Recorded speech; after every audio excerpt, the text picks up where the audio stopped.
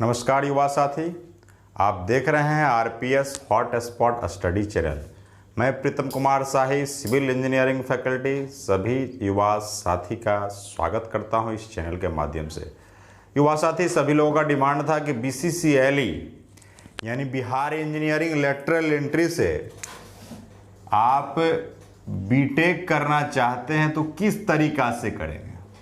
सबसे पहले आपकी योग्यता जो है डिप्लोमा होनी चाहिए। डिप्लोमा किसी भी ब्रांच से होंगी, और कोई भी ब्रांच, आपकी ब्रांच अगर सिविल है, आप मैकेनिकल लेना चाहते हैं, आपका मैकेनिकल है, इलेक्ट्रिकल लेना चाहते हैं, तो आपके पास एक बेहतर मौका बिहार सरकार देती है बीसीसी लेटरल एंट्री के माध्यम से। और यहां पर आपका बीटेक का कोर्स कितने साल का हो जाएगा? 3 साल का बिहार सरकार ने ऑफर दिया है कि 3 साल डिप्लोमा वालों के लिए, 4 साल का बीटेक कितना साल में हो? 3 साल में हो। अब सवाल उठता है कि बीसीसी लेटरल एंट्री का एग्जामिनेशन में तो सब क्या क्या सिलेबस है। तो सबसे पहला चीज आपका मैथमेटिक्स पूछा जाता है, मैकेनिक्स यानी इंजीनियरिंग मैकेनिक्स, और आपको इंग्लिश यानी टेक्निकल इंग्लिश पूछी जाती है भाषा की। अब सबसे बड़ा सवाल उठता है कि मैथमेटिक्स में टॉपिक क्या क्या। सबसे पहला आपका है सॉलिड ज्योमेट्री, दूसरा आपका है कैलकुलस। कैलकुलस में 2 टॉपिक है, डिफरेंशियल कैलकुलस और इंटीग्रल कैलकुलस, 2 टॉपिक हैं इसे पढ़ने के लिए। और तीसरा आपका वेक्टर कैलकुलस पढ़ना है, चौथा आपका है मैट्रिक्स अलजेब्रा पढ़ना, और 5वां आपका पढ़ना है फूरियर सीरीज। ये आपको 5 टॉपिक इंजीनियरिंग मैथमेटिक्स में पढ़ना है, जो कि आपका टोटल 50 क्वेश्चन रहेंगे। और एक क्वेश्चन कितने मार्क्स का है? 4 मार्क्स का। कितने मार्क्स का एग्जाम होगा मैथ में? 200 मार्क्स का एग्जाम होगा। अब सवाल क्या उठता है युवा साथी कि किस तरीका से रणनीति बनाएं, किस टॉपिक को पढ़ें, किस टॉपिक को ना पढ़ें, किस टॉपिक से ज्यादा सवाल आते हैं। तो आगे हम इसको बताएंगे। पहले आप आते हैं इंजीनियरिंग मैकेनिक्स पर। इंजीनियरिंग मैकेनिक्स आप सिविल और मैकेनिकल वालों का एक दिलों में बैठता हुआ सब्जेक्ट है, बादशाह सब्जेक्ट है। और ये इंजीनियरिंग मैकेनिक्स भी 50 क्वेश्चन रहता है और 4 मार्क्स का रहता है, टोटल 200 मार्क्स। इंजीनियरिंग मैकेनिक्स भी सेम सिस्टम मैथ्स की तरह है। इसमें पढ़ना है आपको मैकेनिक्स का इंट्रोडक्शन, कि मैकेनिक्स है क्या, मैकेनिक्स कैसे फिजिक्स से मैकेनिक्स में कन्वर्जन हुआ, उसको काइनेटिक्स और डायनामिक्स स्टैटिक के फॉर्म में कैसे आप करते हैं। उसके बाद आपको पढ़ना है फोर्स सिस्टम। फोर्स सिस्टम से बहुत इजी सवाल आते हैं। उसके बाद आपको पढ़ना है इक्विलिब्रियम। उसके बाद क्या पढ़ना है? फ्रिक्शन। फ्रिक्शन में एक सवाल बहुत इंपॉर्टेंट आता है कि स्टैटिक फ्रिक्शन का मान काइनेटिक से ज्यादा होता है या कम होता है। तो ये सवाल बहुत इंपॉर्टेंट है। अब आगे पढ़ना है काइनेटिक्स और काइनामेटिक्स। बहुत एकदम माइनर स्पेलिंग में है, लेकिन बहुत मेजर डिफरेंसेस हैं। और पढ़ना इंपल्स एंड मोमेंटम और वर्क, पावर और एनर्जी। ये टॉपिक आपको इंजीनियरिंग मैकेनिक्स में है। इसमें भी आपको 6 टॉपिक पढ़ने के बाद 50 क्वेश्चन को सॉल्यूशन करना। अब सवाल आता है सर युवा साथी कि इंग्लिश में क्या पढ़ें। इंग्लिश भी आपका 50 क्वेश्चन है सर, और ये भी 4 मार्क्स का यानी 200 मार्क्स का युवा साथी। इसमें पढ़ना क्या है? पहला नंबर तो ग्रामर। ग्रामर एक ऐसा है, इसको बोल सकते हैं द की ऑफ इंग्लिश, की इंग्लिश की चाबी है। बिना ग्रामर के आप कोई भी चीज युवा साथी नहीं कर। ग्रामर पढ़ना है। कंप्रीहेंशन पढ़ना है। बिजनेस कॉरस्पॉन्डेंस के बारे में पढ़ना है, क्योंकि आप जब इंजीनियर बनते हैं तो आप इस देश को डेवलप करने में आपकी अहम भूमिका होती है। किस किस तरह का बिजनेस लाया जाए, तो इसलिए उसके बारे में बेसिक आइडिया होना चाहिए। रिपोर्ट राइटिंग आना चाहिए, पैराग्राफ राइटिंग आना चाहिए, प्रिसीज राइटिंग आना चाहिए, टेक्निकल डिस्क्रिप्शन आना चाहिए, सेंटेंस और स्पोकन इंग्लिश का बेसिक नॉलेज आना चाहिए।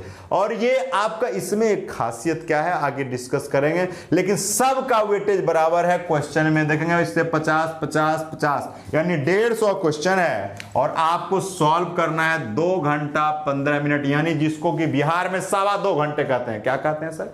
2.25 घंटे। अब सवाल उठता है कि किस तरह से रणनीति बनाया जाएगा, आपका रिजल्ट हो जाएगा साथी। सबसे पहले आप देखेंगे बिहार गवर्नमेंट इंजीनियरिंग कॉलेज आपके 38, यानी आपके अब जिला कितना है बिहार में? 38 वो इंजीनियरिंग कॉलेज है। यानी हर जिला में नीतीश कुमार ने, यानी बिहार के माननीय मुख्यमंत्री जी ने कॉलेज खोला। 38 कॉलेज है।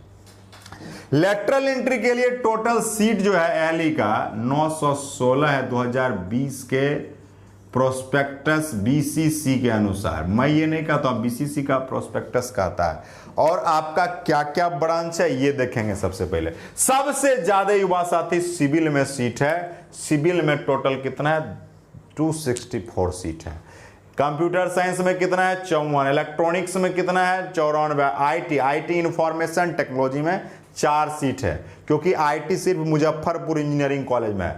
मैकेनिकल में 228 सीट है। इलेक्ट्रिकल में 192 में। लेदर टेक्नोलॉजी भी सिर्फ एमआईटी में है, इसलिए 2 सीट है। ट्रिपल यानी इलेक्ट्रिकल एंड इलेक्ट्रॉनिक्स 72 सीटें और इंस्ट्रूमेंटेशन 6 सीटें हैं। और इंस्ट्रूमेंटेशन सिर्फ एक कॉलेज में है, यानी गवर्नमेंट इंजीनियरिंग कॉलेज भोजपुर में ओनली है।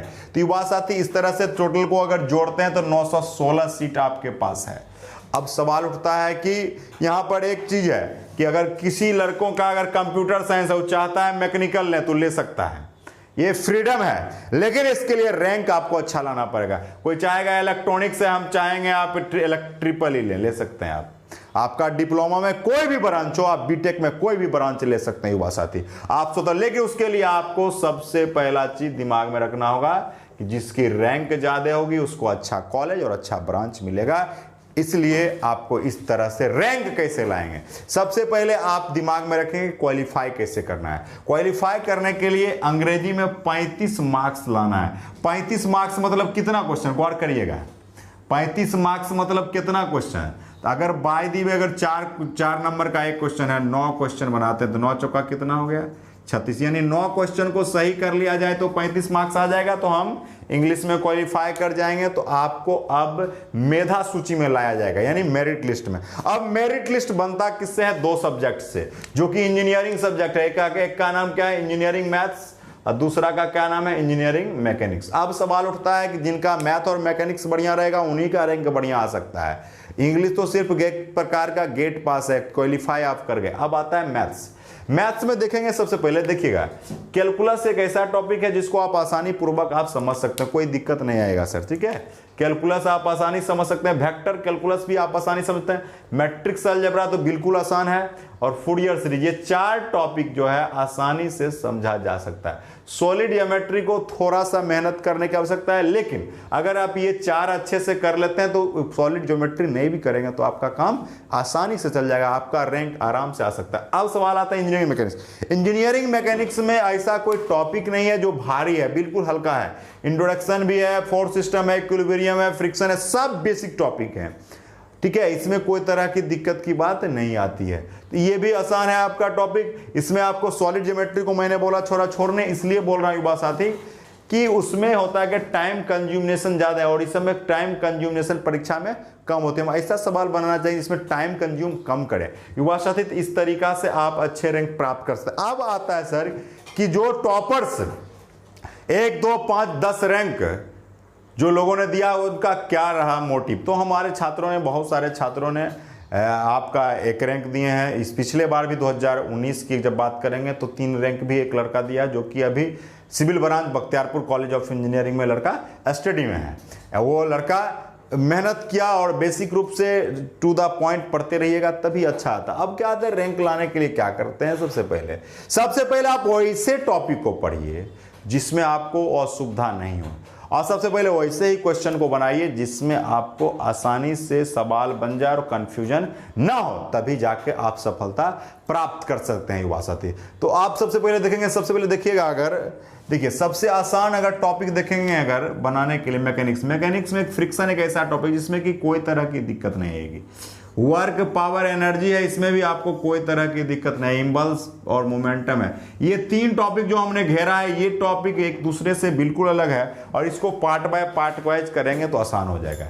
मैथ्स में अगर बात करेंगे तो वेक्टर कैलकुलस, ये भी दोनों कैलकुलस का पार्ट है, फूरियर भी कैलकुलस से रिलेटेड है। तो कैलकुलस को अगर मजबूत कर लें तो पूरा आपका हो गया। मैट्रिक्स अलजेब्रा को अगर देखेंगे तो 2-4 चीजें हैं। मैट्रिक्स अलजेब्रा में से रैंक पूछता है, रैंक ऑफ मैट्रिक्स, उसके बाद पूछता है आइगन वैल्यू, उसके पूछता है आइगन वेक्टर, उसके बाद आपको पूछता है ट्रेस, इनवर्स। तो ये सब टॉपिक को आप आसानी से कर सकते हैं और आराम से आप मेरा आरपीएस हॉटस्पॉट स्टडी चैनल को सब्सक्राइब कर लीजिए। आपको प्रयास मेरा है युवा साथी, टाइम का अभाव रहता है, बहुत सारे फर्स्ट सेमेस्टर के छात्र रहते हैं, सेकंड सेमेस्टर रहते हैं, बीटेक के छात्र रहते हैं और एमसीए के छात्र रहते हैं, बीसी सबको पढ़ाना पड़ता है युवा साथी। बीपीएससी के भी कुछ छात्र, असिस्टेंट इंजीनियर के छात्र रहते हैं, जूनियर इंजीनियर के छात्र रहते हैं, तो पढ़ाते टाइम का अभाव रहता है, बहुत सारे वीडियो बनाना पड़ता है। इसलिए युवा साथी मेरा प्रयास है कि बीसीसीएलई के लिए भी कुछ ऐसे वीडियो आपको दो जो कि परीक्षा के लिए बहुत ही कारगर रहे। तो युवा साथी ये सब था आपका बेसिकली रूप से कि बीसीसीएलई की तैयारी किस तरीका से करें और कहां पर आपको रिजल्ट में पाने में असुविधा ना हो, इसके लिए मैंने आपको बहुत बहुत धन्यवाद युवा साथी। और मैक्सिमम से मैक्सिमम शेयर, सब्सक्राइब और कमेंट करके युवा साथी बताइए क्या बीसीसीएलई में इससे बेहतर क्या हो सकता है। बहुत बहुत धन्यवाद।